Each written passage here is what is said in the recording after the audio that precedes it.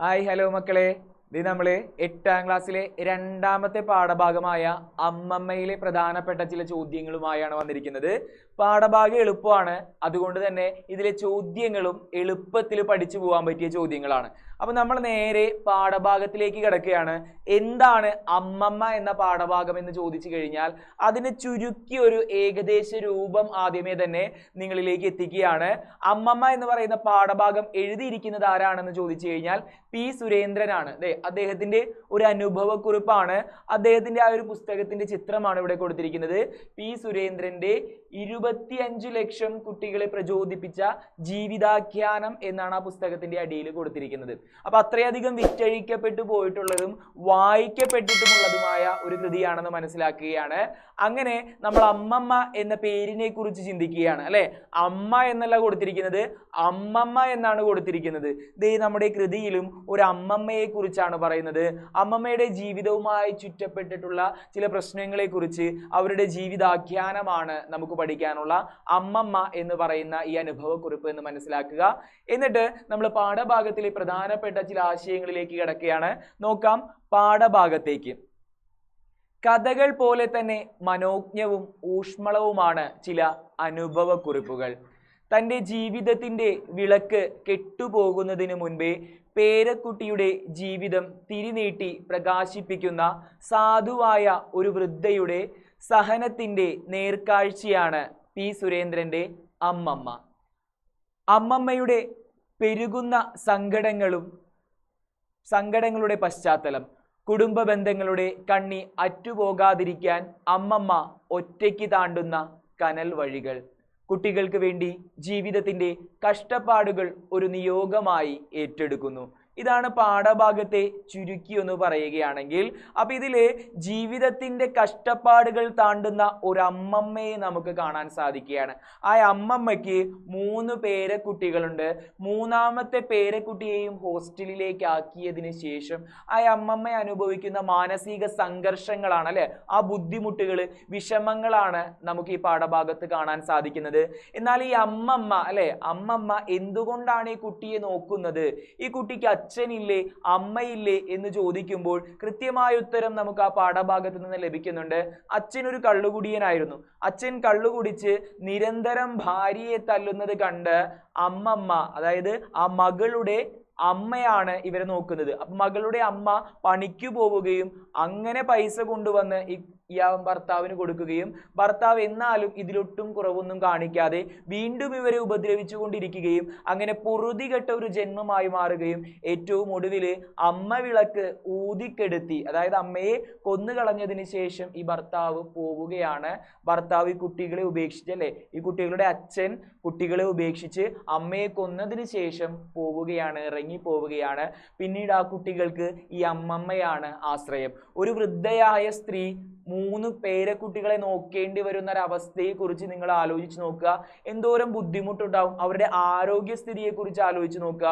അവരുടെ ആരോഗ്യസ്ഥിതി അത്രയധികം ഊർജത്തോട് കൂടിയിട്ട് അവർക്ക് ജോലികൾ ചെയ്യാനോ പണിക്ക് പോയി പൈസ മേടിച്ചുകൊണ്ട് ഇവരെ നോക്കാനോ ഇവരുടെ പിന്നാലെ ഓടി നടക്കാനോ ഒന്നും പറ്റാത്ത ഒരു അമ്മുമ്മ എങ്ങനെയാണോ കുട്ടികളെ നോക്കുന്നത്, അത്രയധികം ബുദ്ധിമുട്ടുകൾ എടുത്തു കാണിച്ചിരിക്കുന്ന ഒരു പാഠഭാഗമായി നമ്മുടെ പാഠം മാറുകയാണ്. അപ്പൊ ഈ ആശയങ്ങളെ പ്രധാനമായും മനസ്സിലേക്ക് കൊണ്ടുവരിക. ഈ ആശയങ്ങളോടുകൂടി നമ്മൾ ചോദ്യങ്ങളിലേക്ക് കടക്കുകയാണ്. നോക്കാം അമ്മമ്മയുടെ ജീവിത പശ്ചാത്തലത്തെ കുറിച്ച്. അമ്മമ്മയുടെ ജീവിതം എങ്ങനെയായിരുന്നു എന്ന് ചോദിച്ചു കഴിഞ്ഞാൽ അമ്മമ്മ തനിച്ചാണ്. അമ്മമ്മ എങ്ങനെയാണ് തനിച്ചായതെന്ന് ഞാൻ ആദ്യമേ പറഞ്ഞിട്ടുണ്ടായിരുന്നു അല്ലെ. അമ്മമ്മ തനിച്ചായത് അമ്മമ്മയുടെ മകളുണ്ടായിരുന്നു. അമ്മമ്മയുടെ മകളിന്റെ 3 കുട്ടികളാണ് ഇപ്പോൾ അമ്മമ്മ നോക്കിക്കൊണ്ടിരിക്കുന്നത്. മകൾക്ക് എന്ത് സംഭവിച്ചു, മകളുടെ ഭർത്താവിന്റെ സ്വഭാവം എന്തായിരുന്നു, മകളുടെ ഭർത്താവ് എങ്ങനെയാണ് മകളെ കൊന്നത് തുടങ്ങിയ കാര്യങ്ങളൊക്കെ നമ്മൾ പറഞ്ഞു കഴിഞ്ഞു അല്ലെ. അപ്പോ അമ്മമ്മ തനിച്ചാവുകയാണ്. അമ്മമ്മ എങ്ങനെയാണ് തനിച്ചായത്, അമ്മമ്മയും ആ 3 കുട്ടികളും ഉണ്ടായിരുന്നു. പക്ഷേ ഈ 3ാമത്തെ കുട്ടിയെ അടക്കം ഹോസ്റ്റലിലേക്ക് പറഞ്ഞു വിട്ടു കഴിഞ്ഞപ്പോൾ അമ്മമ്മ തനിച്ചാവുകയാണ്. നോക്കാം, അമ്മമ്മയ്ക്ക് പേരക്കുട്ടികൾ മാത്രമേ ഉള്ളൂ. അല്ലെ? അമ്മമ്മയ്ക്ക് പേരക്കുട്ടികൾ മാത്രമേ ഉള്ളൂ. കഥയുടെ പശ്ചാത്തലം പറഞ്ഞു കഴിഞ്ഞപ്പോൾ അതെന്തുകൊണ്ടാണ് എന്ന് മനസ്സിലായിട്ടുണ്ടാവും. അമ്മമ്മയെ നോക്കാൻ ആരെങ്കിലും ഉണ്ടാ? അല്ലെ? സാധാരണ വയസ്സാകുന്ന അമ്മമ്മമാരെ നോക്കാൻ അമ്മുമ്മയും അപ്പൂപ്പയും ഒക്കെ ഉണ്ടാവുമ്പോൾ അപ്പൂപ്പനെയൊക്കെ നോക്കാൻ വേണ്ടിയിട്ട് മക്കളുണ്ടാവും. ഇവിടെ ആ അമ്മയ്ക്ക് അത്തരത്തിലൊരു ഭാഗ്യം ലഭിക്കാതെ പോവുകയാണ്. സ്വന്തം മക്കള് നോക്കാൻ പറ്റാതെ ആവുകയാണ്. ആ മകൾക്ക് സ്നേഹം ഉണ്ടായിരുന്നു, പക്ഷെ മകൾ ഇല്ലാതെ ആക്കുകയാണ് ആര്? മകളുടെ ഭർത്താവ് എന്ന് ആലോചിച്ചിരിക്കുക. അമ്മമ്മയുടെ ജീവിത ലക്ഷ്യം അമ്മയില്ലാത്ത കുട്ടികളെ നല്ല രീതിയിൽ എത്തിക്കുക എന്നതാണ്. അമ്മമ്മയ്ക്കിനി ജീവിതത്തിൽ ആകെ ഒരു ലക്ഷ്യമേ ഉള്ളൂ. അമ്മയും അച്ഛനും ഇല്ലാത്ത മക്കളുണ്ട്, അവരെ വളർത്തി വലുതാക്കി നല്ലൊരു നിലയിൽ എത്തിച്ച് കാണണമെന്നാണ് അമ്മമ്മയുടെ ലക്ഷ്യം. അതുകൊണ്ട് തന്നെ അമ്മമ്മയ്ക്ക് കിട്ടാവുന്ന എല്ലാ സുഖ സൗകര്യങ്ങളും വേണ്ട എന്ന് വെക്കുന്ന, ഒറ്റയ്ക്ക് ജീവിക്കുന്ന ഒരു അമ്മമ്മയെ നമുക്ക് കാണാൻ വേണ്ടി സാധിക്കുകയാണ്. അപ്പൊ അമ്മമ്മയെ കുറിച്ചുള്ള ഏകദേശ ധാരണ നിങ്ങളിലേക്ക് എത്തി എന്ന് വിചാരിക്കുകയാണ്. അടുത്ത ഭാഗത്തേക്ക് പോവുകയാണ്. അമ്മമ്മയുടെ സവിശേഷതകൾ കാവ്യാത്മകമായി അവതരിപ്പിച്ചിരിക്കുന്ന പ്രയോഗങ്ങൾ. നമ്മൾ തിരിച്ചു വരികയാണ്. അമ്മമ്മയുടെ സവിശേഷതകൾ ഒരു അനുഭവക്കുറിപ്പാണെന്ന് പറഞ്ഞു അല്ലെ? അനുഭവക്കുറിപ്പ് ആയതുകൊണ്ട് തന്നെ നമുക്ക് നോക്കാം. അനുഭവക്കുറിപ്പില് ഓരോന്നിലും ഈ പറയുന്നത് പോലെ കുറെ വെറുതെ വരികൾ പറഞ്ഞു പോവുകയല്ലാതെ കുറച്ച് കാവ്യാത്മകമായി ചിന്തിക്കാൻ പാകത്തിലുള്ള വരികൾ അവിടെ ഇട്ടുപോയിട്ടുണ്ടാവും. അങ്ങനെ സവിശേഷമായ പ്രയോഗങ്ങൾ ഏതൊക്കെയാണെന്ന് ചോദിച്ചു കഴിഞ്ഞാൽ ഇത്രയും ഭാഗങ്ങൾ നിങ്ങളൊന്ന് കാണാതെ പഠിച്ചു വെക്കുക. ഇത്രയും വാക്കുകൾ ആലോചിച്ചിരിക്കുക, വരികൾ ആലോചിച്ചിരിക്കുക. നോക്കാം. ആദ്യത്തേത്, കണ്ണീർ തിളങ്ങുന്ന സൂചിയായി. അമ്മമ്മയെ കുറിച്ച് പറയാണ്. അമ്മമ്മയുടെ കണ്ണുനീര് തിളങ്ങുന്ന സൂചിയായി മാറുകയാണ് അല്ലെ? ആ കണ്ണുനീര് സൂചി പോലെ അതിന്റെ അറ്റം കൂർത്തിരിക്കുന്നു എന്നാണ് പറയുന്നത്. സൂചി കൊണ്ട് ഒരാളുടെ മേത്ത് വീണ് കഴിഞ്ഞാൽ അവിടെ മുറിവുണ്ടാവും അല്ലെ? അത്രയും മൂർച്ചയുള്ളതാണ്. അമ്മമ്മയുടെ സങ്കടങ്ങളും അത്രയും മൂർച്ചയുള്ളതാണ് എന്ന് സൂചിപ്പിക്കുകയാണ്. അമ്മമ്മയുടെ ദുഃഖത്തെ കുറിച്ച് പറയുകയാണ് ആ ഒരൊറ്റ പ്രയോഗത്തിലൂടെ. ഇങ്ങനെ ഒരു പ്രയോഗം ലഭിക്കുമ്പോൾ ആ പ്രയോഗവുമായി ബന്ധപ്പെട്ട് എന്തൊക്കെ നമുക്ക് കണക്ട് ചെയ്തെടുക്കാൻ പറ്റുമോ, എന്തൊക്കെ ബന്ധിപ്പിച്ചെടുക്കാൻ പറ്റുമോ, അത്തരത്തിലുള്ള ആശയങ്ങളൊക്കെ നമ്മളിങ്ങനെ മനസ്സിലേക്ക് കൊണ്ടുവരികയാണ്. അത്തരത്തിൽ അടുത്തൊരു ജന്മം പൊറുതികെട്ട ജന്മമാണ്. പൊറുതികെട്ട ജന്മം അല്ലെ? അമ്മമ്മയ്ക്ക് വയസ്സാം കാലത്തും സ്വസ്ഥമായിരിക്കാൻ വേണ്ടി സാധിക്കുന്നില്ല. അപ്പോഴും ഈ മക്കൾക്ക് വേണ്ടി ജോലി എടുത്തുകൊണ്ടേയിരിക്കുകയാണ്. എന്നാൽ മറ്റുള്ള മക്കളെ പോലെ, അവർ പഠിക്കുന്ന സ്കൂളില് അവർക്ക് കൂടെയുള്ള കൂട്ടുകാരെ പോലെ അത്രയും എത്താൻ പറ്റിയില്ലെങ്കിലും അവരെ കൊണ്ടാകുന്നത്, ആ അമ്മമ്മയെ കൊണ്ടാകുന്നത് അവർക്ക് കൊടുക്കണമെന്നും മറ്റു കുട്ടികളുടെ മുന്നിൽ തങ്ങളുടെ കുട്ടികൾ ഒറ്റും താഴ്ന്നു പോകരുത് എന്നും വിചാരിച്ചുകൊണ്ട് വേണ്ടത്ര ആ അമ്മമ്മ നടന്നുകൊണ്ട് ചെയ്യുകയാണ്. അവർക്ക് വേണ്ട എല്ലാ സഹായങ്ങളും നടന്നുകൊണ്ട് ചെയ്യുകയാണ്. അതാണ് പൊറുതികെട്ട ജന്മമായി മാറുകയാണ് എന്ന് പറയുകയാണ്. കരച്ചിൽ വടുകെട്ടിയ മുഖം. വടു എന്ന് വെച്ച് കഴിഞ്ഞാൽ നമ്മളിപ്പോ കയ്യിലൊക്കെ തല്ലുമ്പോൾ അവിടെ പാടുണ്ടാവും അല്ലെ? അപ്പൊ അതിനെ നമ്മൾ പറയുന്നത് വടു വീണിട്ടുണ്ട് എന്ന് പറയും. അതെങ്ങനെയാണ്? ശക്തമായി പ്രഹരമേൽക്കുമ്പോഴാണ് അല്ലെ? ശക്തമായ ഒരു അടി കിട്ടുമ്പോഴൊക്കെയാണ് ആ പാട് അവിടെ എങ്ങനെ നിലനിൽക്കുക. അതുപോലെ അമ്മമ്മ നിരന്തരം കരഞ്ഞുകൊണ്ടിരിക്കുകയാണ്. അങ്ങനെ കരഞ്ഞ് കരഞ്ഞ് വടുകെട്ടിയിരിക്കുന്നു. കണ്ണുനീർ വീണ അവിടെ പാടായിരിക്കുന്നു മുഖത്ത്. അത്രയധികം ദുഃഖങ്ങൾ അനുഭവിക്കുന്ന ഒരു അമ്മമ്മയാണ് എന്ന സൂചനയാണ് നമുക്ക് അവിടെ നിന്ന് കിട്ടുന്നത്. കരച്ചിൽ വടുകെട്ടിയ മുഖം എന്ന് പറയുന്ന ആ പ്രയോഗം കൊണ്ട് മനസ്സിലാക്കുക, നിരന്തരം കരയേണ്ടി വരികയാണ് ആ അമ്മയ്ക്ക് എന്ന് മനസ്സിലാക്കുക. അങ്ങനെ കരഞ്ഞുകൊണ്ടേയിരിക്കുകയാണ്. നോക്കാം. തേവി തേവി വറ്റിപ്പോയ കിണർ. ഇതിങ്ങനെ ഒരു വാക്ക് നമ്മൾ എപ്പോഴും ക്വസ്റ്റ്യൻ പേപ്പറിൽ കാണും. കഴിഞ്ഞ പ്രാവശ്യവും കണ്ടു. തേവി തേവി എന്നതിന് വിഗ്രഹിച്ചെഴുതാൻ പറഞ്ഞിട്ട് ചോദിച്ചിരുന്നു. തേവി പ്ലസ് തേവി അല്ലെ, പിരിച്ചെഴുതാൻ വേണ്ടി ചോദിച്ചിരുന്നു. അത്തരത്തില് ഒരു പ്രയോഗം നമുക്ക് അവിടെ കാണാം. തേവി തേവി വറ്റിപ്പോയ കിണർ എന്ന് പറഞ്ഞു കഴിഞ്ഞാൽ കരഞ്ഞ് കരഞ്ഞ് വറ്റിപ്പോയ കണ്ണുനീർ അല്ലെ? കരഞ്ഞ് കരഞ്ഞ് ഇനി കരയാൻ കണ്ണുനീരില്ലാതായിരിക്കുകയാണ് ആർക്ക്? ആ അമ്മമ്മയ്ക്ക്. അതാണ് തേവി തേവി എന്ന് പറയുന്ന വാക്ക് കൊണ്ട് സൂചിപ്പിച്ചിരിക്കുന്നത്. ഇത് പിരിച്ചെഴുതാൻ വേണ്ടി ചോദിച്ചിരുന്ന ഒരു വാക്കാണ് അല്ലെ? തേവി പ്ലസ് തേവിയാണ് തേവി തേവി എന്നായിരിക്കുന്നത് അല്ലെ? ഇത്ത വരുന്നത് ദ്യുത്തസന്ധിയാണ്. സന്ധി നമ്മൾ പഠിക്കും, ഏറ്റവും അവസാനം പഠിക്കും. അപ്പൊ ഇതും കൂടി ഒന്ന് ആലോചിച്ച് വെക്കുക. അങ്ങനെ തേവി തേവി വറ്റിപ്പോയ കിണർ എന്ന് പറയുന്നത് ആരെ കുറിച്ചാണ്? അമ്മമ്മയെ കുറിച്ചാണ് എന്ന് ആലോചിക്കുക. അമ്മമ്മ കരഞ്ഞ് കരഞ്ഞ് കണ്ണുനീരില്ലാതെയായി എന്നാണ് എഴുതേണ്ടത്. ഈ ഒരു വരി മിക്കപ്പോഴും നമ്മുടെ ചോദ്യ പേപ്പറിൽ കാണാറുണ്ട്.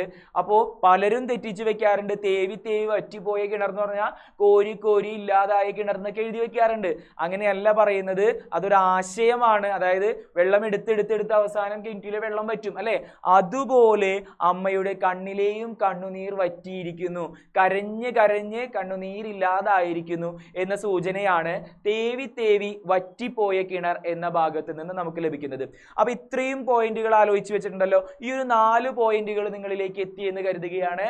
ഈ 4 വിശേഷണങ്ങൾ തന്നുകൊണ്ട് അമ്മമ്മയുടെ ജീവിതവുമായി ബന്ധപ്പെട്ട് ചോദ്യങ്ങൾ ചോദിക്കാറുണ്ട്. അപ്പൊ അത് ആലോചിച്ചിരിക്കുക.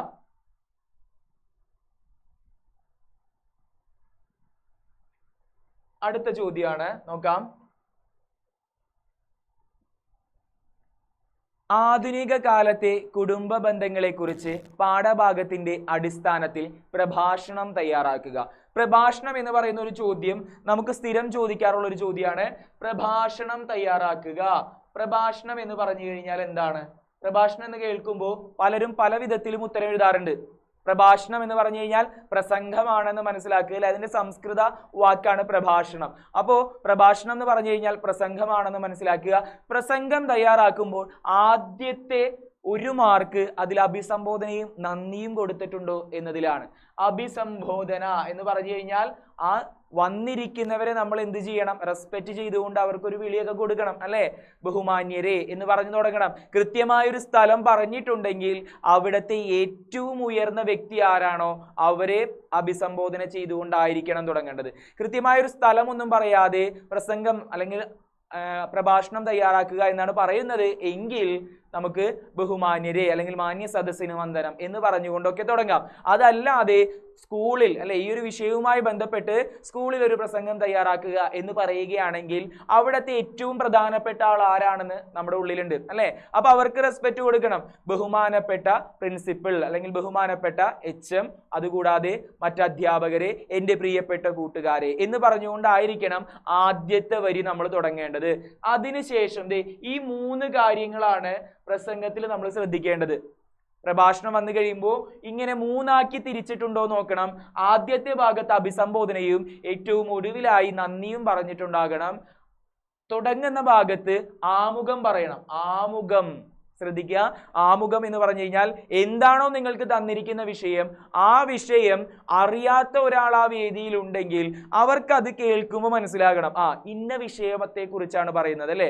ആ ഒരു വിഷയത്തെക്കുറിച്ച് പൊതുവായൊരു ധാരണ ആ വന്നിരിക്കുന്ന ആൾക്ക് കിട്ടാൻ വേണ്ടിയിട്ട് ആദ്യത്തെ പാരഗ്രാഫിൽ വിഷയം വൃത്തിയിൽ അവതരിപ്പിച്ചിരിക്കുക എന്നതാണ് ആദ്യം ചെയ്യേണ്ടത്. അപ്പൊ ആദ്യത്തെ പാരഗ്രാഫ് അങ്ങനെ വൃത്തിയിൽ അവതരിപ്പിച്ചതിന് ശേഷം രണ്ടാമത്തെ ഖണ്ഡിക തിരിക്കുകയാണ് നമ്മൾ, അല്ലെ? രണ്ടാമത്തെ പാരഗ്രാഫ് തിരിക്കുകയാണ്. ഒരു വരി വിട്ടുകൊണ്ട് രണ്ടാമത്തെ വരിയുടെ പകുതിയിൽ നിന്ന് നമ്മൾ തുടങ്ങുകയാണ്. കൃത്യമായി പാരഗ്രാഫ് തിരിച്ചെഴുതാൻ ശ്രദ്ധിക്കണം. കാരണം ഇതിനൊക്കെ മാർക്കുള്ളതാണ്. വെറുതെ വാരിക്കോരി മാർക്ക് തരുന്ന പരിപാടി അവസാനിച്ചു എന്ന് മനസ്സിലാക്കുക.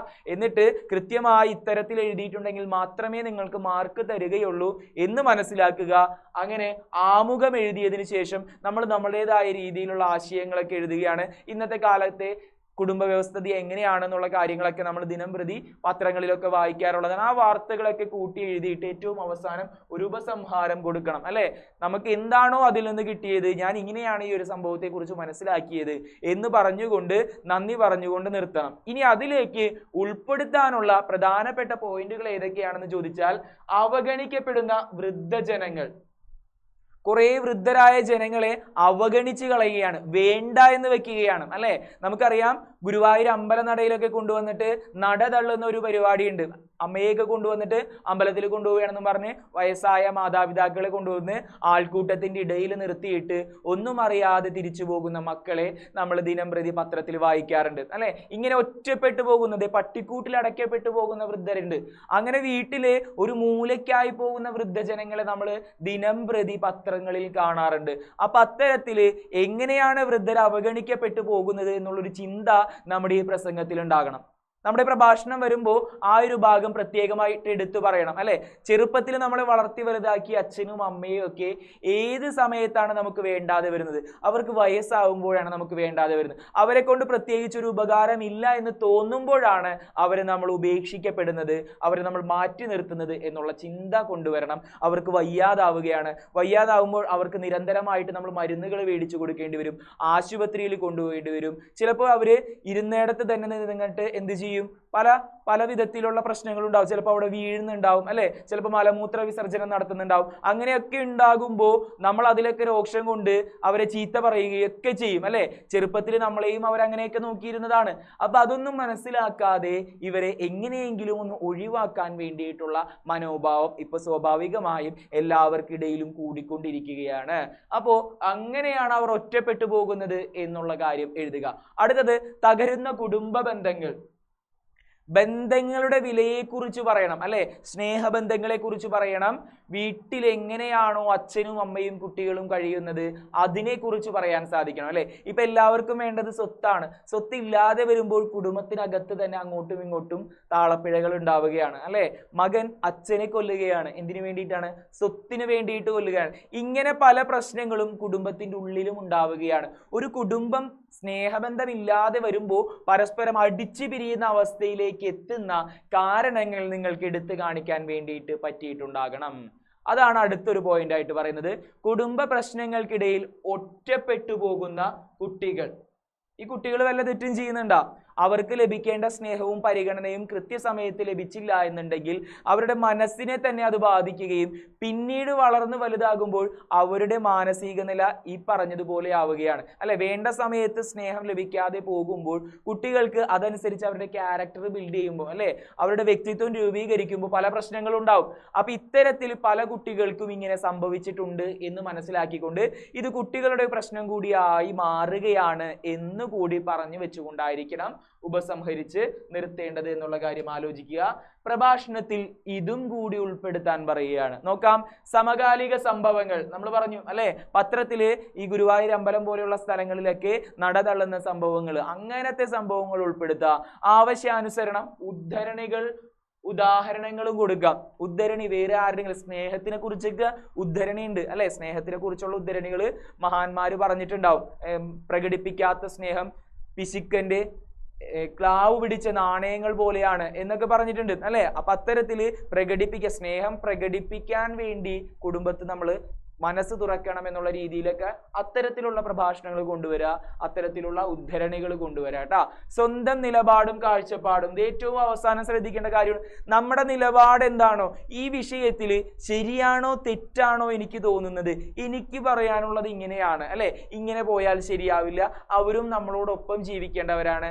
അവരും നമ്മൾ സമൂഹത്തിൽ ഒരാളായി പരിഗണിച്ചുകൊണ്ട് അവർക്ക് വേണ്ട സ്നേഹവും കരുതലും ഒക്കെ കൊടുക്കേണ്ടതാണ് എന്നുള്ള നമ്മുടെ ഒരു അഭിപ്രായം കൂടി എഴുതിയിട്ടായിരിക്കണം പ്രഭാഷണം അവസാനിപ്പിക്കേണ്ടത്. അതാണ് പ്രഭാഷണത്തിൽ ഇതുകൂടെ എന്ന് പറഞ്ഞുകൊണ്ട് കൊടുത്തിരിക്കുന്നത്. നോക്കാം, കഥാപാത്ര നിരൂപണം, അമ്മമ്മ. ഈ പാഠഭാഗത്തിൽ നിന്ന് ചോദിക്കുന്ന ഒരു ചോദ്യമാണ് കഥാപാത്ര നിരൂപണം, അമ്മമ്മയുടെ കഥാപാത്ര നിരൂപണം. കഥാപാത്ര നിരൂപണം തന്നു കഴിഞ്ഞാൽ അതിനും ഒരു ഘടനയുണ്ട്, അല്ലെ? അതിനും ഒരു സ്ട്രക്ചർ ഉണ്ട്. അതിൽ ആദ്യത്തേത് തലക്കെട്ടായിരിക്കണം. അമ്മമ്മയുടെ ജീവിതവുമായി ബന്ധപ്പെട്ട് എന്താണോ നിങ്ങൾക്ക് തോന്നുന്നത് അതൊരു തലക്കെട്ടായി നിർബന്ധമായും കൊടുത്തിട്ടുണ്ടാവണം. കഥാപാത്ര നിരൂപണത്തിന് തലക്കെട്ട് എന്തായാലും ഉണ്ടാവണം. അപ്പൊ ഈ ഒരു കാര്യം ഏറ്റവും പ്രാധാന്യത്തോടു കൂടി ശ്രദ്ധിക്കേണ്ട ഒരു കാര്യമാണ് തലക്കെട്ട് നിർബന്ധമായും കൊടുത്തിട്ടുണ്ടാവണം. അതിനുശേഷം ഈ അനുഭവക്കുറിപ്പില് അമ്മമ്മയ്ക്കുള്ള സ്ഥാനം എന്താണ് എന്നതാണ് അടുത്തതായി ശ്രദ്ധിക്കേണ്ടത്. അമ്മമ്മയെയാണ് ആ അനുഭവക്കുറിപ്പിൽ ഏറ്റവും കൂടുതലായിട്ട് കൊണ്ടുവന്ന് വെക്കുന്നത്. ആ 3 കുട്ടികളെയോ അവിടുത്തെ സ്കൂളിലെ അധ്യാപകനെയോ ഒന്നുമല്ല പ്രാധാന്യത്തോടു കൂടി എടുത്തു കാണിക്കുന്നത്. ആ അമ്മമ്മ എന്ന് പറയുന്ന കഥാപാത്രത്തിന്റെ ദുഃഖവും ദുരിതവുമാണ് എടുത്തു കാണിക്കുന്നത്. ആ 3 മക്കളെ നോക്കാൻ വേണ്ടിയിട്ട് അമ്മമ്മ കഷ്ടപ്പെടുന്ന കഷ്ടപ്പാടുകളാണ് എടുത്തു കാണിക്കുന്നത്. അപ്പോ അനുഭവക്കുറിപ്പിൽ ഏറ്റവും പ്രാധാന്യത്തോടു കൂടി വരുന്ന കഥാപാത്രമാണ് അമ്മമ്മ എന്നുള്ളതായിരിക്കണം നിങ്ങൾ അടുത്തതായി എഴുതേണ്ടത്. അപ്പൊ തലക്കെട്ട് എഴുതിയതിനു ശേഷം ആരുടെ ഏത് കൃതിയിലെ ഏറ്റവും പ്രധാനപ്പെട്ട കഥാപാത്രമാണ് അമ്മമ്മ എന്ന് എഴുതിയിട്ടുണ്ടാവണം. തലക്കെട്ടിന് താഴെ നമ്മൾ എഴുതുകയാണ് എഴുത്തുകാരന്റെ പേരെഴുതുക, കൃതിയുടെ പേരെഴുതുക. ഈ കൃതിയിലെ ഏറ്റവും പ്രധാനപ്പെട്ട കഥാപാത്രമാണ് അമ്മമ്മ എന്നിട്ടായിരിക്കണം ഇക്കണ്ട കാര്യങ്ങളൊക്കെ നിങ്ങൾ എഴുതേണ്ടത്. അതിനുശേഷം ഓരോന്നും നമ്മൾ പഠിക്കുന്നുണ്ട്. അമ്മമ്മയുടെ രൂപം എങ്ങനെയാണ്, അല്ലെ? അമ്മമ്മയുടെ സാരിയെ കുറിച്ച് പറയുന്നുണ്ട്, അമ്മമ്മയുടെ കീറിയ പേഴ്സിനെ കുറിച്ച് പറയുന്നുണ്ട്, അല്ലെ? പിഞ്ഞിയ പേഴ്സിനെ കുറിച്ച് പറയുന്നുണ്ട്, ചെരുപ്പിടാത്ത കാലുകളെ കുറിച്ച് പറയുന്നുണ്ട്. അങ്ങനെ ആകെ മൊത്തത്തില് അമ്മമ്മയെ കുറിച്ച് പറഞ്ഞിരിക്കുന്ന വാക്കുകൾ അത്രയും കാണാതെ പഠിച്ചിട്ട് അത് ആ ഒരു ഭാഗത്ത് ഉണ്ടാവണം. അടുത്തത് ജീവിത പശ്ചാത്തലം. സാമ്പത്തികമായിട്ട് ഉയർന്ന ഒരു പരിസ്ഥിതി, അല്ലെ? ചുറ്റുപാടുള്ള ഒരു അമ്മയാണോ? അല്ല. വളരെയധികം ദാരിദ്ര്യം അനുഭവിച്ചുകൊണ്ട് ആ അമ്മ ഒരു നേരത്തെ ഭക്ഷണം പോലും കഴിക്കാനില്ലെങ്കിലും അതൊക്കെ മക്കൾക്ക് വേണ്ടി മാറ്റിവെക്കുന്ന, ഒരു ചെരുപ്പിടാൻ നിവൃത്തിയില്ലെങ്കിലും അത് ആ ഒരു പൈസ കൊണ്ട് തൻ്റെ മക്കൾക്ക് ഉപകാരപ്രദമാവുമെന്ന് വിചാരിച്ചുകൊണ്ട് ചില്ലറത്തുട്ടുകളുമായി വരുന്ന ഒരു അമ്മമ്മയെ നമുക്ക് കാണാം അല്ലെ. നോട്ടുകളൊന്നുമല്ല, ചില്ലറകളാണ് അമ്മമ്മയുടെ കയ്യിലുള്ളത്. അപ്പൊ നിസാരമായ പണം പോലും മക്കൾക്ക് വേണ്ടി മാറ്റിവെക്കുന്ന ഒരു അമ്മമ്മയെ നമുക്ക് ആ ഒരു ഭാഗത്ത് കാണാൻ സാധിക്കുകയാണ്. മൂല്യം, അത് പ്രധാനപ്പെട്ട ഒരു പോയിന്റ് ആണ്. എന്ത് മൂല്യമാണ് ഈ പാഠഭാഗത്ത് നിന്ന് നമുക്ക് കിട്ടിയത്? എന്താണ് ഈ അമ്മമ്മ നമ്മൾക്ക് പകർന്നു തരുന്നത് അല്ലെ? അമ്മ ഉപേക്ഷിച്ചു പോകുമ്പോൾ എനിക്ക് വയസ്സായതല്ലേ എന്ന് പറഞ്ഞിട്ട് ആരെങ്കിലും ദത്തെടുത്ത് വളർത്തിക്കോട്ടെ, അനാഥാലയത്തിൽ ഏൽപ്പിക്കുകയൊന്നുമല്ല ചെയ്തത്. താൻ ഇത്രയധികം അവശയാണെങ്കിലും എങ്ങനെയെങ്കിലും കഷ്ടപ്പെട്ട് അവരെ നോക്കും. സ്നേഹബന്ധത്തിന്, രക്തബന്ധത്തിന് പ്രാധാന്യം കൊടുക്കുന്ന, വില കൽപ്പിക്കുന്ന ഒരു അമ്മമ്മയെയാണ് നമുക്ക് കാണാൻ സാധിക്കുന്നത്. ആ ഒരു പോയിന്റ് മൂല്യത്തിൽ നിങ്ങൾ പെടുത്തുകയാണ്. നോക്കാം, മറ്റുള്ളവരോടുള്ള ഇടപെടൽ, മറ്റുള്ളവരോട് അത്രയധികം സ്നേഹത്തോടു കൂടിയും താല്പര്യത്തോടു കൂടിയും വിനയത്തോടു കൂടിയും പെരുമാറുകയാണ് അല്ലെ. ആ ഒരു അധ്യാപകനോട് അത്രയധികം താല്പര്യത്തോടു കൂടിയിട്ട് തൻ്റെ മക്കളെ കുറിച്ച് സംസാരിക്കുന്നുണ്ട്, വിനയത്തോടു കൂടി സംസാരിക്കുന്നതായി കാണാം. കഥാപാത്രത്തെ കുറിച്ച് എൻ്റെ കാഴ്ചപ്പാട് അല്ലെ, ഇങ്ങനെ ഒരു അമ്മമ്മയെ നമ്മുടെ സമൂഹത്തിൽ ജീവിക്കുന്നുണ്ടെങ്കിൽ നമ്മൾ അവരോട് എങ്ങനെയായിരിക്കണം പെരുമാറേണ്ടത്, നമ്മൾക്ക് ആവുന്ന സഹായം അവർക്ക് ചെയ്തു കൊടുക്കുകയാണ് വേണ്ടത് തുടങ്ങിയ നമ്മളുടേതായ ഒരു കാഴ്ചപ്പാടുണ്ടാവും ഈ ഒരു വ്യക്തിയെ കുറിച്ച് അല്ലെ. ആ ഒരു കാഴ്ചപ്പാടും നിർബന്ധമായും എന്തിൽ എഴുതിയിട്ടുണ്ടാവണം? കഥാപാത്ര നിരൂപണം എന്ന് പറയുന്ന ഒരു ചോദ്യം വന്നു കഴിഞ്ഞാൽ അതിൽ നിർബന്ധമായും നമ്മുടെ അഭിപ്രായം എഴുതിയിട്ടുണ്ടാകണം. അങ്ങനെ നമ്മൾ കഥാപാത്ര നിരൂപണം എന്ന ചോദ്യത്തെയും പിന്നിടുകയാണ്. നോക്കാം, അമ്മമ്മയുടെ സങ്കടങ്ങളുടെ കാരണം എന്താണ് ചോദിക്കുകയാണ്. അമ്മമ്മയ്ക്ക് സങ്കടമുണ്ട്, ആ സങ്കടങ്ങളുടെ കാരണം എന്താണ് എന്ന് ചോദിക്കുകയാണ്. അങ്ങനെ ചോദിക്കുമ്പോൾ നമ്മൾ എത്തിപ്പെടുന്ന പോയിന്റുകൾ നോക്കാം. അച്ഛനും അമ്മയും ഇല്ലാത്ത കുട്ടികളുടെ ഒരു നിലയ്ക്ക് എത്തിക്കണം അല്ലെ. അച്ഛനും അമ്മയും ഇല്ലാത്ത കുട്ടികളെ ഒരു നിലയ്ക്ക് എത്തിക്കണം. അച്ഛനും അമ്മയും ഇല്ല എന്ന് പറഞ്ഞ് അവരെയും ഉപേക്ഷിക്കാൻ പറ്റുമോ? അവരെയും നടതള്ളാൻ വേണ്ടി പറ്റില്ല അല്ലെ. അവരെങ്ങനെയെങ്കിലും നല്ലൊരു രീതിയിലേക്ക് എത്തണമെന്ന ആഗ്രഹമാണ് ആ അമ്മമ്മയ്ക്കുള്ളത് അല്ലെ. അത് അമ്മമ്മയുടെ ഒരു സങ്കടമാണ്. താൻ വൃദ്ധയാണ് അല്ലെ. വൃദ്ധയായതുകൊണ്ട് തന്നെ പല പ്രശ്നങ്ങളും അനുഭവിച്ചുകൊണ്ട് ഇവരെ തനിക്ക് എത്തിക്കാൻ പറ്റുമോ നല്ലൊരു നിലയിലേക്ക്, അതിനു മുൻപ് താൻ മരിച്ചു പോകുമോ എന്നുള്ള ചിന്തകളൊക്കെ അമ്മമ്മയെ അലട്ടുന്നുണ്ട്. അപ്പൊ ഇതൊക്കെ ആദ്യത്തെ പോയിന്റിലേക്ക് നമ്മൾ എത്തിക്കുകയാണ്. 3 കുട്ടികളെയും സംരക്ഷിക്കാനുള്ള സാമ്പത്തിക ഭദ്രതയില്ല. സാമ്പത്തിക ഭദ്രത അമ്മമ്മയുടെ കയ്യിലുണ്ടാ? അമ്മമ്മയുടെ ചില്ലറത്തുട്ടുകൾ അതിന് ഉദാഹരണമാണ് അല്ലെ. അമ്മമ്മ ചെരുപ്പിടാത്ത കാലുമായി വന്നുകൊണ്ട് പിന്നിക്കീറിയ പേഴ്സുമായി വരുന്ന ആ അമ്മമ്മ എത്തരത്തിലാണ് കുട്ടികളെ നോക്കുന്നത് എന്നുള്ള കാര്യം നമുക്ക് അറിയാം. അതുകൊണ്ട് തന്നെ സാമ്പത്തിക ഭദ്രത എന്ന് വെച്ച് കഴിഞ്ഞാൽ പൈസ ഇല്ല അല്ലെ. അമ്മമ്മയുടെ കയ്യിൽ വേണ്ടത്ര പൈസ ഇല്ല, അന്നന്നത്തെ ജീവിതം നയിക്കാനുള്ള പൈസ പോലും ഇല്ല എന്നുള്ള കാര്യം നമുക്ക് കിട്ടുകയാണ്. തൻ്റെ വാർദ്ധക്യാവസ്ഥ, താൻ വയസ്സയാണ് അല്ലെ. വയസ്സായതുകൊണ്ട് തന്നെ ഉഷാറോട് കൂടിയിട്ടിരിക്കാനോ പ്രവർത്തിക്കാനോ ഒന്നും തനിക്ക് പറ്റില്ല. നല്ലൊരു ജോലി എടുക്കാനോ കട്ടിയുള്ളൊരു ജോലി എടുക്കാനോ ഒന്നും പറ്റില്ല. അതും അമ്മമ്മയുടെ ഒരു ബുദ്ധിമുട്ടും വിഷമത്തിനും കാരണമാവുകയാണ്. മറ്റു കുട്ടികളുടെ മുന്നിൽ തൻ്റെ കുട്ടികൾ താഴ്ന്നു പോകാതിരിക്കാൻ വേണ്ടിയുള്ള തത്രപ്പാട്.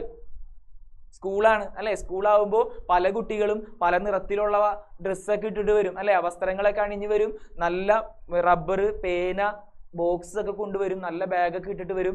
അപ്പൊ തങ്ങളുടെ കുട്ടികൾ മാത്രം അല്ലെ, ആ അമ്മമ്മയ്ക്ക് തോന്നുകയാണ് എൻ്റെ മക്കൾ മാത്രം മോശമായ വസ്ത്രം ധരിച്ചു പോയാൽ അല്ലെങ്കിൽ അവർക്കൊരു പേന ഇല്ലാതായാൽ അവർ താഴ്ന്നു പോകും, മറ്റുള്ളവരെ അപേക്ഷിച്ച് അവർ കളിയാക്കപ്പെട്ടു പോകും എന്നൊക്കെയുള്ളൊരു തോന്നല് അമ്മമ്മയുടെ ഉള്ളിലുണ്ട്. അതുകൊണ്ടാണ് അമ്മമ്മ സ്വന്തം ആവശ്യം പോലും മാറ്റി വെച്ചുകൊണ്ട് അവർക്ക് വേണ്ടി ജീവിക്കുന്നത്. ഇങ്ങനെയാണ് അമ്മമ്മയുടെ ബുദ്ധിമുട്ടിലേക്ക് നമ്മൾ എത്തുന്നത്. അതിലൊരു പ്രധാനപ്പെട്ട വരിയാണ്, വർണ്ണത്തിളപ്പിന്റെ ലോകം മനുഷ്യബന്ധങ്ങളെ പെട്ടെന്ന് മാറ്റിമറിക്കുന്നുണ്ടോ? ഏറ്റവും അവസാനം കൊടുക്കുകയാണ്. ആ അധ്യാപകൻ പറയുകയാണ്, വർണ്ണത്തിളപ്പിന്റെ ലോകം നാളെ ആ കുട്ടികളെ മാറ്റിമറിച്ചു കഴിഞ്ഞാൽ ഈ അമ്മമ്മ ഒറ്റപ്പെട്ടു പോകുമോ എന്ന് ചോദിക്കുകയാണ് അല്ലെ. അതിനൊരൊറ്റ ഉത്തരം അവിടെ കിടക്കുകയാണ്. ആധുനിക സമൂഹത്തിലെ ജീവിതം, ഇന്നത്തെ സമൂഹത്തിലെ ജീവിതം എങ്ങനെയാണെന്ന്, താൻ എവിടെ നിന്നാണോ വന്നത്, ആരാണോ തന്നെ വളർത്തിയത് എന്നൊന്നും നോക്കാതെ വർണ്ണത്തിളപ്പിന്റെ ലോകം, ചുറ്റുപാട് നോക്കുമ്പോൾ വളരെ വലിയ സാമ്പത്തിക ഭദ്രതയിലൊക്കെ ജീവിക്കുന്നു, വലിയ വലിയ ടെക്നോളജിയൊക്കെ ഉണ്ട്. ഇങ്ങനെ സുഖം തേടി പോകുമ്പോൾ, സന്തോഷം തേടി പോകുമ്പോൾ തന്നെ വളർത്തി വലുതാക്കിയവരെ തഴഞ്ഞിടുക, മാറ്റിയിടുക ഇന്ന് സർവ്വസാധാരണമാണ്. അങ്ങനെ നാളെ ആ അമ്മയും തഴയപ്പെടുമോ, മാറ്റി നിർത്തപ്പെടുമോ എന്നൊരു പേടി ആ ഒരു അധ്യാപകനുണ്ട്. അതാണ് വർണ്ണത്തിളപ്പിന്റെ ലോകം എന്ന് പറയുന്നത്. വർണ്ണത്തിളപ്പ് എന്ന് ഉദ്ദേശിക്കുന്നത് എന്താണ്? അപ്പൊ അവിടെ ഇന്നത്തെ സമൂഹത്തിൽ കാണുന്ന ചുറ്റുപാടും കാണുന്ന ആ സുഖ സൗകര്യങ്ങളൊക്കെ കണ്ടു കഴിയുമ്പോൾ, അവർ വളർന്ന് വലുതായി കഴിയുമ്പോൾ ആ ചുറ്റുപാട് അവനെ മാറ്റി തീർക്കുമെന്ന് പറയുകയാണ്. അല്ലെ, അവർക്ക് തന്നെ ചിലപ്പോൾ ഒരു പുച്ഛം തോന്നിയിട്ടുണ്ടാവും. ഈ വയസ്സായ ഒരു സ്ത്രീയെ കൊണ്ട് നടക്കാൻ വേണ്ടി ഇനി അവർക്കൊരു പുച്ഛം തോന്നുമോ ഭാവിയിൽ എന്നൊക്കെയാണ് അധ്യാപകൻ ചിന്തിക്കുന്നത്. അതാണ് വർണ്ണത്തിളപ്പിന്റെ ലോകം എന്നതുകൊണ്ട് ഉദ്ദേശിക്കുന്നത്. നോക്കാം, പദച്ചേർച്ച കണ്ടെത്താം. നമ്മുടെ ഈ പാഠഭാഗത്തിലെ അവസാന ഭാഗത്തേക്ക് വരുമ്പോൾ ഉള്ള ഒരു ചോദ്യമാണ് പദച്ചേർച്ച കണ്ടെത്താം. 1 മാർക്കിന് ചോദിക്കുന്ന ഒരു ചോദ്യമാണ്, ഒരു ഗ്രാമർ ചോദ്യമാണ് അല്ലെ. അതില് കൂട്ടത്തിൽ പെടാത്തത് ഏത് എന്ന് പറഞ്ഞായിരിക്കും ചോദിച്ചിട്ടുണ്ടാവുക. ആ കൂട്ടത്തിൽ പെടാത്തത് ഏതെന്ന് മനസ്സിലാക്കണമെന്നുണ്ടെങ്കിൽ നമ്മൾ സന്ധി പഠിച്ചിട്ടുണ്ടാവണം അല്ലെ. 3-4 സന്ധി നമുക്ക് പഠിക്കാനുണ്ട്. ആ 4 സന്ധിയിൽ ഒരേ സന്ധിയിൽപ്പെട്ട 3 എണ്ണവും വേറൊരു സന്ധിയിൽപ്പെട്ട 1 എണ്ണവും ആയിരിക്കും തന്നിട്ടുണ്ടാവുക. അപ്പൊ അത് ഏതാണെന്ന് തിരിച്ചറിഞ്ഞു കഴിഞ്ഞാൽ കൃത്യമായി നമുക്ക് ഉത്തരം എഴുതാൻ വേണ്ടി പറ്റും. ഞാനിവിടെ ചില സിനിമാ പേരുകൾ കൊടുത്തിരിക്കുകയാണ്. സിനിമാ പേരുകൾ കൊടുത്തിരിക്കുന്നതിനെ നമ്മൾ പിരിച്ചെഴുതാൻ പോവുകയാണ്, 2ആക്കി മുറിക്കാൻ പോവുകയാണ്. 2ആക്കി മുറിക്കുമ്പോൾ എങ്ങനെയാണ് കിട്ടുന്നത് എന്ന് നോക്കാം. ആദ്യത്തെ പേര് മാണിക്യക്കല്ല് എന്നാണ് അല്ലെ. മാണിക്യക്കല്ല് ഞാനൊന്ന് 2ആക്കി പിരിക്കുകയാണ് അതിന്. അപ്പൊ എന്താ സംഭവിക്കുന്നത് നോക്കാട്ടോ. മാണിക്യ പ്ലസ് കല്ല്, മാണിക്യ പ്ലസ് കല്ലാണ് മാണിക്യക്കല്ല് അല്ലെ. അപ്പൊ ഇവിടെ നിന്ന് ഇങ്ങോട്ടേക്ക് എത്തിയപ്പോൾ എന്ത് മാറ്റമാണ് സംഭവിച്ചത് എന്നതാണ് നമ്മൾ നോക്കാൻ പോകുന്നത് അല്ലെ. നിങ്ങൾക്ക് ഒറ്റ നോട്ടത്തിൽ തന്നെ മനസ്സിലായിട്ടുണ്ടാവും. ഇവിടെ 1 ക എന്നുള്ളത് ഇവിടെ എത്തിയപ്പോൾ എന്തായി, ഇരട്ടിച്ചു, 2 കായായി അല്ലെ. ഇതാണ് നമ്മൾ സന്ധിയിൽ പഠിക്കുന്ന ദ്യുത്തസന്ധി എന്ന് പറയുന്നത്. ഓരോ സന്ധിയും ഞാൻ ഇതിന് ശേഷം എടുത്ത് കാണിച്ചു തന്നിട്ട് വ്യക്തമായിട്ട് പറയൂ ട്ടാ. ഇതൊരു ഉദാഹരണം മനസ്സിലാക്കിയിരിക്കാൻ വേണ്ടി പറയുന്നതാണ്. 1 ക 2 കായാവുന്നത്, ഒരക്ഷരം ഇരട്ടിക്കുന്നതിനെയാണ് ദ്യുത്തസന്ധി എന്ന് പറയുന്നത്. 2 വർണ്ണങ്ങൾ കൂടി ചേരുമ്പോൾ ഒരു അക്ഷരം ഇരട്ടിക്കുന്നതിനെയാണ് നമ്മൾ എന്തെന്ന് പറയുക, ദ്യുത്തസന്ധി എന്ന് പറയുന്നത്. അതുപോലെ തന്നെ അടുത്തൊരു ചോദ്യം, മണിച്ചിത്രത്താഴ് എങ്ങനെയാണ് നമ്മൾ പിരിക്കുക?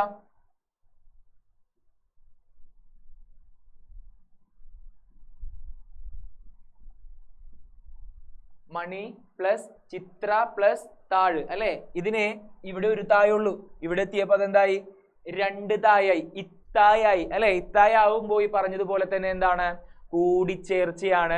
കൂടിച്ചേർച്ച വന്നു കഴിയുമ്പോൾ അവിടെയും ദ്വിത്വസന്ധി സംഭവിക്കുകയാണ്. അങ്ങനെയാണെങ്കിൽ മഴവിൽ കാവടി എന്നത് നിങ്ങളൊന്ന് എഴുതുക അല്ലെ. നിങ്ങൾ എഴുതി നോക്കുക, എന്താണ് സംഭവിക്കുന്നത്, ഇങ്ങനെ തന്നെയാണോ സംഭവിക്കുന്നത്, ദ്വിത്വസന്ധി തന്നെയാണോ എന്നൊന്ന് എഴുതിയിട്ട് പറയണം. ഓക്കെ, അടുത്ത ചോദ്യത്തിലേക്ക് നമ്മൾ പോവുകയാണ്. അപ്പൊ ഈ സാധനം ആദ്യമായിട്ട് കേട്ടവർക്ക് എന്താണാവോ സന്ധി എന്ന് വിചാരിച്ചിട്ടുണ്ടാവും അല്ലെ. സന്ധിയോ, ഞങ്ങൾ ആദ്യമായിട്ട് കേൾക്കുന്നതാണല്ലോ അല്ലെ. അങ്ങനെ ഒരു തോന്നൽ ഉണ്ടായിട്ടുണ്ടെങ്കിൽ ആ തോന്നൽ നമ്മൾ വേഗം മാറ്റാൻ പോവുകയാണ്. നോക്കാം, വർണ്ണങ്ങൾ തമ്മിലുള്ള കൂടിച്ചേരലാണ് സന്ധി. സന്ധി എന്ന് പറഞ്ഞു കഴിഞ്ഞാൽ കൂടിച്ചേർച്ച എന്നാണ് അർത്ഥം അല്ലെ. കൂടിച്ചേരൽ, എന്താണ് കൂടിച്ചേരുന്നത്, വർണ്ണമാണ് കൂടിച്ചേരുന്നത്. വർണ്ണം എന്ന് കേൾക്കുമ്പോൾ എന്താണ് വർണ്ണം എന്നതാണ് അടുത്തൊരു ചോദ്യം വരുന്നത് അല്ലെ. ഇത് നമ്മൾ നോക്കാൻ പോവുകയാണ്, വർണ്ണം എന്താണെന്ന് നോക്കാൻ പോവുകയാണ്. ക എന്ന് പറയുന്ന അക്ഷരത്തെ വീണ്ടും പിരിക്കാൻ പറ്റുമോ എന്ന് നോക്കുകയാണ് നമ്മൾ. അതായത് സ്വരാക്ഷരങ്ങൾ, വ്യഞ്ജനാക്ഷരങ്ങൾ എന്ന് പറയുന്ന 2 ഗണം നമുക്കുണ്ടെങ്കിൽ അതിൽ സ്വരാക്ഷരങ്ങൾ നമുക്ക് വീണ്ടും പിരിക്കാൻ പറ്റില്ല. സ്വരാക്ഷരങ്ങൾ സ്വതന്ത്രമായി ഉച്ചരിക്കാൻ പറ്റുന്ന അക്ഷരങ്ങളാണ്. പക്ഷേ വ്യഞ്ജനാക്ഷരങ്ങൾ അങ്ങനെയല്ല. വ്യഞ്ജനാക്ഷരങ്ങളുടെ കൂടെ കൃത്യമായി ഒരു സ്വരാക്ഷരം ചേരുമ്പോഴാണ് അങ്ങനെ ഒരു അക്ഷരം ഉണ്ടാകുന്നത്. വ്യഞ്ജനാക്ഷരത്തിന്റെ കൂടെ എപ്പോഴും ഒരു സ്വരാക്ഷരം ഉണ്ടായിരിക്കുമെന്ന് മനസ്സിലാക്കുക. അങ്ങനെയാണെങ്കിൽ ക എന്ന അക്ഷരത്തെ നമ്മൾ വർണ്ണമാക്കുകയാണ്. വർണ്ണമാക്കുമ്പോൾ എന്ത് സംഭവിക്കും നോക്കാം. കായെ വീണ്ടും പിരിക്കുമ്പോൾ ക പ്ലസ് ആ എന്ന് കിട്ടുകയാണ്. ഇതിനെയാണ് വർണ്ണം എന്ന് പറയുക. ഈ 2 എണ്ണത്തിനെയാണ് നമ്മൾ എന്തെന്ന് പറയാ, വർണ്ണം എന്ന് പറയാ. ഇത് രണ്ടും കൂടി ചേരുമ്പോഴാണ് ക എന്ന് പറയുന്ന അക്ഷരം ഉണ്ടാകുന്നത്. അങ്ങനെയാണെങ്കിൽ മാ എന്ന് പറയുന്ന അക്ഷരം എങ്ങനെയാണെന്ന് ചോദിച്ചു കഴിഞ്ഞാൽ നിങ്ങൾ എഴുതും അല്ലെ. എന്തെഴുതും, മ പ്ലസ് ആയാണ് മാ എന്ന് പറയുന്ന അക്ഷരം എഴുതും. ഇങ്ങനെ ഓരോ അക്ഷരങ്ങളും നിങ്ങൾക്ക് പിരിക്കാൻ പറ്റും വീണ്ടും. അങ്ങനെയാണെങ്കിൽ ഞാൻ ചോദിക്കുകയാണ്, വാ എന്ന അക്ഷരത്തെ നിങ്ങളൊന്ന് പിരിക്കുക. വാ എന്ന അക്ഷരത്തെ നിങ്ങൾ പിരിക്കുകയാണ്. നാ എന്ന അക്ഷരത്തെ നിങ്ങൾ പിരിക്കുകയാണ്. ഇന്ധ എന്ന അക്ഷരത്തെയും പിരിക്കുകയാണ്. ഇന്ധ എന്ന അക്ഷരം അപ്പോ എങ്ങനെ എഴുതും നോക്കാം. ന പ്ലസ് ദ പ്ലസ് ആ, ധ. കണ്ടില്ലേ, ഈ നായും ധായും കൂടി ചേരുമ്പോഴാണ് ഇന്ധ എന്ന് പറയുന്ന അക്ഷരം വരുന്നത്. അപ്പോൾ നെ പ്ലസ് ദ പ്ലസ് ആയാണ് ഇന്ധ എന്ന് പറയുന്ന അക്ഷരം. അങ്ങനെയാണെങ്കിൽ ദേ നിങ്ങൾക്കുള്ള വർക്ക് തരികയാണ്. ഢ എന്ന് പറയുന്ന അക്ഷരത്തെ നിങ്ങളൊന്ന് പിരിക്കുക. ഇമ്മ എന്ന് പറയുന്ന അക്ഷരത്തെ നിങ്ങളൊന്ന് പിരിക്കുക. ഇങ്ങനെ പിരിച്ചു നോക്കുക. ഇങ്ങനെ ഒരു അക്ഷരത്തെ പിരിക്കുമ്പോൾ കിട്ടുന്ന ഈ കുഞ്ഞന്മാരെയാണ് നമ്മൾ എന്ത് പറയാ? വർണ്ണം എന്ന് പറയാ. ആലോചിച്ച് വെക്കുക. ഒരക്ഷരത്തെ വീണ്ടും നമുക്ക് ചെറുതാക്കാൻ സാധിക്കും. ഏതക്ഷരത്തെ? വ്യഞ്ജനാക്ഷരത്തെ നമുക്ക് വീണ്ടും ചെറുതാക്കാൻ സാധിക്കും. അങ്ങനെ ചെറുതാക്കുമ്പോൾ കിട്ടുന്നതിനെയാണ് നമ്മൾ വർണ്ണം എന്ന് പറയുന്നത്. ഈ ഒരു കാര്യം കിട്ടിയ വർണ്ണം എന്ന് പറയുന്നത് എന്താണെന്ന് ചോദിച്ചു കഴിഞ്ഞാൽ ഒരു വ്യഞ്ജനാക്ഷരത്തെ നമുക്ക് വീണ്ടും ചെറുതാക്കാൻ സാധിക്കും. അതിനെയാണ് വർണ്ണം എന്ന് പറയുന്നത്. നമ്മൾ അങ്ങനെ വർണ്ണം നോക്കി കഴിയുമ്പോൾ ആഗമസന്ധിയിലേക്ക് കിടക്കുകയാണ് അല്ലെ. ആഗമസന്ധി. വർണ്ണം എന്താണെന്ന് പഠിച്ചു കഴിഞ്ഞാൽ നമ്മൾ സന്ധി എന്താണെന്ന് നോക്കാൻ പോവുകയാണ്. സന്ധിയെ പ്രധാനമായും 4ആയി തിരിച്ചിരിക്കുന്നു. അതിൽ ആദ്യത്തേതാണ് ആഗമസന്ധി. ആഗമിക്കുക എന്ന് പറഞ്ഞു കഴിഞ്ഞാൽ വരിക എന്നാണ് അർത്ഥം. ആഗമിക്കുക എന്ന് വെച്ച് കഴിഞ്ഞാൽ വരിക. രണ്ട് വാക്കുകൾ കൂടി ചേരുമ്പോൾ പുതുതായൊരു വർണ്ണം പുറത്തു നിന്ന് വരികയാണ്. രണ്ട് വാക്കുകൾ കൂടി ചേരുമ്പോൾ, രണ്ട് വർണ്ണങ്ങൾ തമ്മിൽ കൂടി ചേരുമ്പോൾ പുതുതായൊരു വർണ്ണം വന്നു ചേരുന്നു. കൃത്യമായി മനസ്സിലാക്കി വെക്കുക. രണ്ട് വർണ്ണങ്ങൾ തമ്മിൽ കൂടി ചേരുമ്പോൾ പുതുതായൊരു വർണ്ണം വന്നു ചേരുന്നതാണ് ആഗമസന്ധി. അങ്ങനെയാണെങ്കിൽ ഇത്രയും കൊടുത്തിരിക്കുന്നതിനെ നമ്മളൊന്ന് കൂട്ടി എഴുതാൻ പോവുകയാണ്. കൂട്ടി എഴുതുമ്പോൾ എന്താണ് കിട്ടുക എന്ന് നോക്കാം. തിരു പ്ലസ് ഓണം നമ്മൾ എഴുതുമ്പോൾ ഇങ്ങനെയാവും അല്ലെ. തിരുവോണം കിട്ടിയോ? തിരു പ്ലസ് ഓണം എന്നത് തിരുവോണം എന്ന് നമ്മൾ കൂട്ടി എഴുതി. അങ്ങനെ കൂട്ടി എഴുതുമ്പോൾ ഇതിനകത്തുള്ള സാധനങ്ങൾ അല്ലെ, ഈ രണ്ട് ഭാഗത്തുള്ളതൊക്കെ ഇവിടെ വന്നിട്ടുണ്ടോ നോക്കണം. തീ വന്നിട്ടുണ്ടോ? ഉണ്ട് അല്ലെ. രു വന്നിട്ടുണ്ടോ? ഉണ്ട്. ഓ വന്നിട്ടുണ്ടോ? അപ്പൊ ഒറ്റയടിക്ക് നിങ്ങൾ നോക്കിയിട്ട് പറയും ഓ വന്നിട്ടില്ല എന്ന് പറയും അല്ലെ. ഓ വന്നിട്ടുണ്ട്. നമ്മൾ ഈ ഓ എന്ന് പറയുന്ന അക്ഷരത്തെ വീണ്ടും വർണ്ണമാക്കാൻ നോക്കുകയാണ്. ഓ എന്ന് പറയുന്ന അക്ഷരത്തെ എങ്ങനെ വർണ്ണമാക്കും നോക്കുകയാണ്. വ് പ്ലസ് ഓയാണ് വോ എന്ന് പറയുന്ന അക്ഷരം അല്ലെ.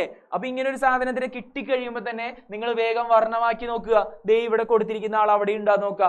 വോ എന്ന് പറയുമ്പോൾ വർണ്ണമാക്കുമ്പോൾ നമ്മൾ ഉച്ചരിക്കുന്നത് പോലെയാണ് വർണ്ണമാക്കേണ്ടത് അല്ലെ. വോ എന്ന് പറയുമ്പോൾ വായും വരുന്നുണ്ട് ഓയും വരുന്നുണ്ട്. അങ്ങനെയാണ് വോ എന്ന ശബ്ദം ഉണ്ടാകുന്നത്. അങ്ങനെ നമ്മൾ വോ എന്ന് പറയുന്നതിനെ പിരിക്കുമ്പോൾ വ് പ്ലസ് ഓ എന്ന് കിട്ടുന്നു. അപ്പോ ഈ ഓ എന്ന് പറയുന്ന ആള് പോകുന്നുണ്ടാ? ഓ എന്ന് പറയുന്ന ആള് പോകുന്നേ ഇല്ല.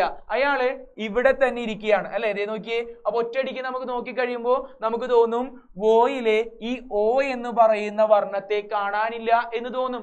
പക്ഷേ അയാൾ അവിടെ ഉണ്ട് അല്ലെ. അയാൾ ദേ ഇവിടെ തന്നെ ഉണ്ട്. അതിനെ നമുക്ക് ഇങ്ങനെ വർണ്ണമാക്കി നോക്കുമ്പോൾ മാത്രമാണ് കിട്ടുന്നത് എന്നുള്ള ഒരു കാര്യം മനസ്സിലാക്കുക.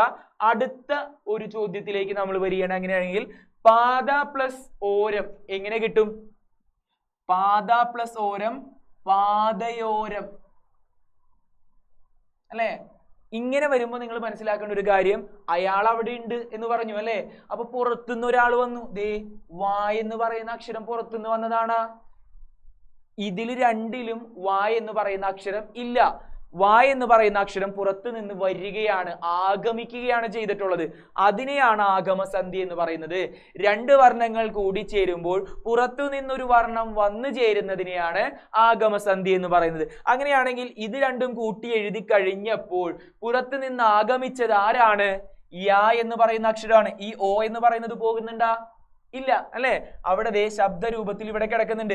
ഇതിനെ നമ്മൾ പിരിക്കുമ്പോൾ ഇതേപോലെ തന്നെ നമുക്ക് കിട്ടും അല്ലെ. യോ എന്നതിനെ പിരിക്കുമ്പോൾ നമുക്ക് കിട്ടുകയാണ് യു പ്ലസ് ഓ എന്ന് കിട്ടുകയാണ്. അപ്പൊ ഈ ഓ പോകുന്നുണ്ടാ? ഓ പോകുന്നില്ല അല്ലെ. ഓയും അവിടെ കിടക്കുന്നുണ്ട്. അങ്ങനെ നമ്മൾ പുറത്തു നിന്ന് ഒരാളെയും കൂടി മനസ്സിലാക്കുകയാണ്. യാ എന്ന അക്ഷരം വന്നു എന്ന് മനസ്സിലാക്കുകയാണ്. അടുത്തത് നമ്മൾ നോക്കുകയാണ് വല പ്ലസ് ഇൽ. നോക്കുകയാണ്, നമ്മൾ എഴുതുന്നു വലയിൽ. കൂട്ടി എഴുതുമ്പോൾ ഇങ്ങനെയാണ് കിട്ടുക അല്ലെ. വലയിൽ. വലയിൽ എന്നത് നോക്കുമ്പോഴും ഇതുപോലെ തന്നെ യാ എന്ന് പറയുന്ന ഒരു അക്ഷരം പുറത്തു നിന്ന് വന്നിരിക്കുകയാണ്. വന്നു അല്ലെ. അതിനെയാണ് നമ്മൾ ആഗമസന്ധി എന്ന് പറയുന്നത്. പുറത്തു നിന്ന് ഒരു വർണ്ണം വന്നു ചേർന്നിരിക്കുന്നു. അപ്പൊ നിങ്ങൾ ഒറ്റ നോട്ടത്തിൽ നോക്കുമ്പോൾ നിങ്ങൾ പറയുന്നത് ഈയെ കാണുന്നില്ലല്ല, ഈ അവിടെ ഇല്ലല്ലോ എന്ന് ചോദിക്കും. അപ്പൊ ഞാൻ നിങ്ങളോട് പറയും ദേ ഈ എന്ന് പറയുന്നതിന് ഒന്ന് പുറത്തേക്ക് എടുക്കാൻ പറയും. ഈ എന്നതിനെ പുറത്തേക്ക് എടുക്കുമ്പോൾ നമുക്ക് കിട്ടുകയാണ് യു പ്ലസ് ഇ. ഇതാണ് ഈയെ നമുക്ക് വർണ്ണമാക്കുമ്പോൾ കിട്ടുക. അപ്പൊ ഇവിടെ ഈയെ കിട്ടിയ ഈ എന്ന് പറയുമ്പോൾ നമുക്ക് ഈ എന്ന ഉച്ചാരണം വരുന്നുണ്ടാ? വരുന്നുണ്ട് അല്ലെ? അത് തന്നെയാണ് പിരിക്കുമ്പോഴും നമുക്ക് കിട്ടുന്നത്. അതുകൊണ്ട് ഈ പോകുന്നില്ല, ചിഹ്ന രൂപത്തിൽ ഇവിടെ കിടക്കുന്നുണ്ട് എന്നുള്ള കാര്യം ആലോചിക്കുക. അപ്പോഴും നമുക്ക് മനസ്സിലായി ഒരക്ഷരം പുറത്തു വന്നു അല്ലെ? മിക്കപ്പോഴും കൂട്ടി എഴുതുമ്പോൾ വായ് അല്ലെങ്കിൽ യാ വരുന്നുണ്ടെങ്കിൽ അതാണ് ആഗമസന്ധി എന്ന് നിങ്ങൾ ഒറ്റ നോട്ടത്തിൽ മനസ്സിലാക്കണം. ആഗമസന്ധിയുടെ 2 ഉദാഹരണം കൂടി ഞാൻ തന്നിട്ടുണ്ട്. ഇത് നിങ്ങൾ കൂട്ടി എഴുതിയിട്ട് എനിക്ക് കാണിച്ചു തരണം. ദേ ഇതാണ് ഇതിന്റെ ഉത്തരം. ഇതിൽ പുറത്തു നിന്ന് വന്ന അക്ഷരം ഇതാണ്, അതുകൊണ്ട് ഇത് ആഗമസന്ധിയാണ് എന്ന് പറയണം. അപ്പോ ഒരു പോയിന്റ് നമുക്ക് അങ്ങനെ കിട്ടി അല്ലെ? അടുത്തൊരു കാര്യത്തിലേക്ക് നമ്മൾ എത്തുകയാണ്, ലോഭസന്ധിയിലേക്ക് എത്തുകയാണ് അല്ലെ? ലോഭസന്ധി എന്ന് പറഞ്ഞു കഴിഞ്ഞാൽ ലോപിക്കുക. 2 വർണ്ണങ്ങൾ കൂടി ചേരുമ്പോൾ ഒരു വർണ്ണം ഇല്ലാതാകുന്നു, ലോപിക്കുന്നു. നോക്കാം, ഉദാഹരണം പറയുമ്പോൾ പെട്ടെന്ന് മനസ്സിലാവും. കണ്ടു പ്ലസ് ഇല്ല, കണ്ടു പ്ലസ് ഇല്ല, കണ്ടില്ല. കണ്ടു പ്ലസ് ഇല്ല എന്നത് കണ്ടില്ല എന്നാവും. നേരത്തെ ഞാൻ പിരിച്ചു കാണിച്ചു കഴിഞ്ഞപ്പോ ഇതിന്റെ അകത്ത് ദേ ഈ എന്ന് പറയുന്നത് ചിഹ്ന രൂപത്തിലൂടെ വന്നിട്ടുണ്ട് അല്ലെ? അപ്പോ ലോപിക്കുക എന്ന് പറഞ്ഞു കഴിഞ്ഞാൽ ഇല്ലാതാവുക എന്നാണ് അർത്ഥം. അപ്പൊ ഇവിടെ നിന്ന് എന്താണ് ഇല്ലാതായത്? ഡു എന്ന് പറയുമ്പോ അതിൽ ഈ ഒരു ചിഹ്നം ഉണ്ട് അല്ലെ? ഊ എന്ന് പറയുന്ന ശബ്ദത്തിന്റെ ചിഹ്നമുണ്ട്. ഈ ചിഹ്നം ഇവിടെ എത്തിയപ്പോ അവരുടെ കൂടെ ഉണ്ടാ? ഇല്ല, അവരുടെ കൂടെ ഇല്ല അല്ലെ? അപ്പൊ അതുകൊണ്ട് ഈ ഊ എന്ന് പറയുന്ന വർണ്ണമാണ് ഇവിടെ നിന്ന് പോയത് എന്ന് നമ്മൾ മനസ്സിലാക്കുകയാണ്. അങ്ങനെ ഒരു വർണ്ണം പോയിട്ടുണ്ടെങ്കിൽ അതാണ് ലോഭസന്ധി എന്ന് നമ്മൾ മനസ്സിലാക്കുകയാണ്. വീണ്ടും തിരിച്ചു വരികയാണ്. ചൂട് പ്ലസ് ഇല്ല എങ്ങനെ എഴുതാം നോക്കാം. ചൂടില്ല. ഇവിടെ എന്ത് മാറ്റമാണ് ഉണ്ടായത്? ചൂട് പ്ലസ് ഇല്ല, ചൂടില്ല. ഈ നോക്കി കഴിയുമ്പോൾ കാണൂല, പക്ഷെ ചിഹ്ന രൂപത്തിൽ ഇവിടെ കിടക്കുന്നുണ്ട്. ലായുമുണ്ട്, ചൂവുമുണ്ട് അല്ലെ? ഡായുണ്ട്. ഈ ചിഹ്നം പോയി അല്ലെ? ഡ് എന്ന് പറയുന്ന ആ ചിഹ്നം പോവുകയാണ്, ലോപിക്കുകയാണ്. അതുകൊണ്ട് ഇതെന്തായി മാറുകയാണ്? ലോഭസന്ധിയായി മാറുകയാണ്. അങ്ങനെയാണെങ്കിൽ അഴക് പ്ലസ് ഉണ്ട്, അഴകുണ്ട്.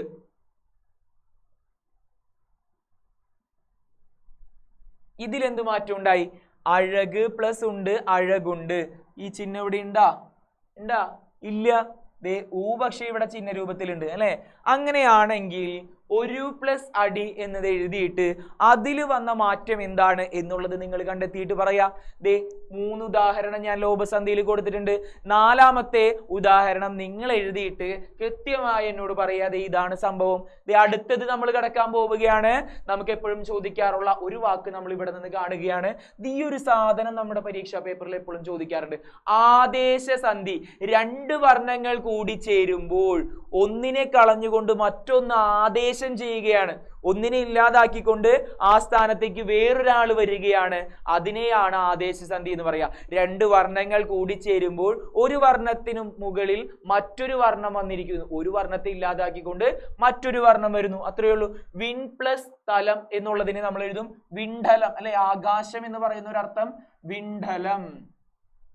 വിണ്ഡലം കിട്ടിയോ? ഇവിടെ നമുക്ക് താ എന്ന് പറയുന്ന അക്ഷരത്തെ കാണാൻ പറ്റുന്നുണ്ടാ? ഇല്ല. അതിന്റെ മുകളിലായിട്ടാണ് അല്ലെ? ണ് എന്ന് പറയുന്നതിന്റെ മുകളിലായി താ വന്നു കഴിഞ്ഞപ്പോൾ താ എന്ന് പറയുന്ന അക്ഷരത്തെ നമുക്ക് കാണാൻ സാധിക്കുന്നില്ല. മറ്റൊരു അക്ഷരം ഉണ്ടാവുകയാണ്, ഢ എന്ന് പറയുന്ന ഒരു അക്ഷരം ഉണ്ടാവുകയാണ്. അങ്ങനെ തന്നെയാണ് ഇവിടെയും.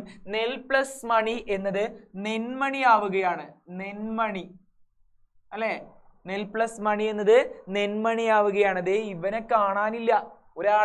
ഒരാളുടെ മേലെ മറ്റൊരാൾ വന്ന് കയറുമ്പോൾ അല്ലെ ഇയാള് പോവുകയാണ്. അപ്പോ അടുത്തത് നൽ പ്ലസ് മ, നന്മ എന്നാവുകയാണ്. അങ്ങനെയാണെങ്കിൽ ദേ ഈ 2 എണ്ണം കൂടി നിങ്ങൾ എഴുതുക. എന്താവും എന്നുള്ളത് കൃത്യമായി പറയാ. ആദേശസന്ധി എന്താണെന്ന് വെച്ച് കഴിഞ്ഞാൽ 2 വർണ്ണങ്ങൾ കൂടി ചേരുമ്പോൾ ഒന്നിന്റെ സ്ഥാനത്ത് മറ്റൊരു വർണ്ണം വന്നു ചേരുന്നതാണ് ആദേശസന്ധി. ഇത് നമുക്ക് പഠിക്കാനുള്ള ഏറ്റവും അവസാനത്തെ സന്ധിയിലേക്ക് പോവുകയാണ്. ദ്വിത്വസന്ധി എന്താണ് എന്നുള്ളതാണ് നമ്മൾ അടുത്ത് നോക്കാൻ പോകുന്നത് അല്ലെ? ഏറ്റവും എളുപ്പമുള്ള സന്ധിയാണ്. ഇതാണ് നിങ്ങൾക്ക് തന്നു ചോദിക്കാറുള്ള സന്ധിയും ഇത് തന്നെയാണ്. പെട്ടെന്ന് കിട്ടും, എളുപ്പമാണ്. ദ്വിത്വസന്ധി. ദ്വിത്വം എന്ന് പറഞ്ഞു കഴിഞ്ഞാൽ 2 എന്നാണ് അല്ലെ? ഇരട്ടിക്കുക എന്നാണ് അർത്ഥം. സന്ധി എന്ന് പറഞ്ഞു കഴിഞ്ഞാൽ കൂടിച്ചേരുക. കൂടിച്ചേരുമ്പോൾ ഇരട്ടിക്കുകയാണ്. ദേ കൈത പ്ലസ് ചക്ക എങ്ങനെയാവും? കൈത ചക്ക എന്ന് നമ്മൾ എഴുതുന്നത് എങ്ങനെയാണ്? കൈത ചക്ക അല്ലെ? ഇവിടെ ച എന്നുള്ളത് ഇവിടെ എത്തിയപ്പോ ഇരട്ടിച്ചോ? ഇതിനെയാണ് നമ്മൾ എന്തെന്ന് പറയാ? ദ്വിത്വസന്ധി എന്ന് പറയാ. കറി പ്ലസ് ചട്ടി, കറിച്ചട്ടി അല്ലെ? ഇവിടേക്ക് എത്തിയപ്പോഴും ഇച്ച ഇരട്ടിച്ച ച ഇച്ഛയായി മാറി അല്ലെ. അടുത്തത് നമ്മൾ അതുപോലെ എഴുതുകയാണ് കറുത്ത പ്ലസ് അമ്മ കറുത്തമ്മ. നിങ്ങളൊന്ന് എഴുതുക, എന്നിട്ട് എന്താ മാറ്റം ഉണ്ടായത് എന്നുള്ളത് പറയാം അല്ലെ. അപ്പോ ഇങ്ങനെ നമ്മള് ദ്വിത്വസന്ധിയും പഠിച്ചു, ഏറ്റവും അവസാനത്തെ ചോദ്യവും ചർച്ച ചെയ്തു അല്ലെ. അപ്പൊ ദ്വിത്വസന്ധിയും നിങ്ങൾക്ക് മനസ്സിലായിട്ടുണ്ടാവും എന്ന് വിചാരിക്കുകയാണ്. സന്ധി വിഭാഗം തന്നെ നിങ്ങൾക്ക് മനസ്സിലായിട്ടുണ്ടാവും എന്ന് വിചാരിക്കുകയാണ്. ഇത് 1 മാർക്കിന് ചോദിക്കുന്ന ഒരു ചോദ്യമാണ്.